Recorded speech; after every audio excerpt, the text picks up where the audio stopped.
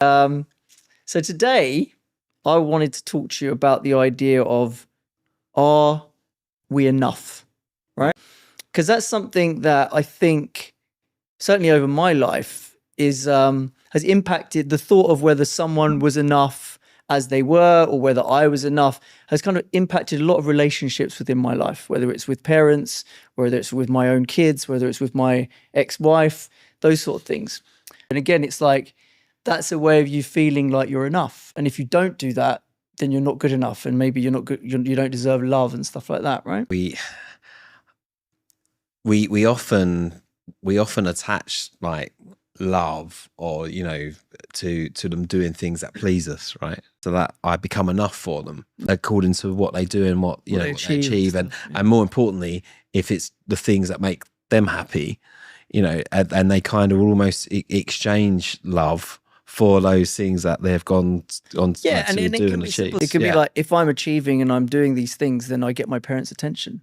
Yeah.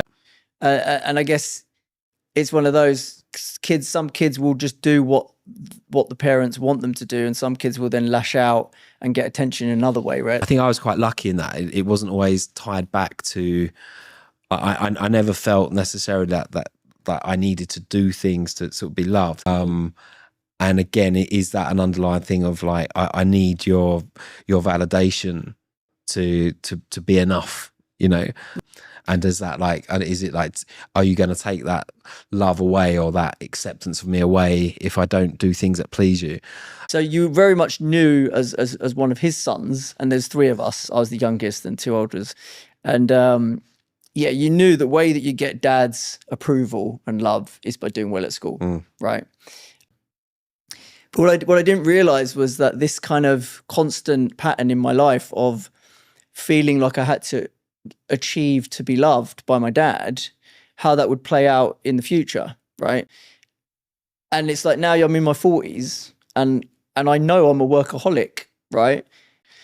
But it's kind of, where do you draw the line where you let other things in your life kind of go by the wayside because you're too busy striving for achievement and success because of this workaholic mentality where you get the validation from the achievements that you make, basically. Like you get the validation and the sense of love, you know, for that achievement, but then that moment's gone, and then you're back to square one again.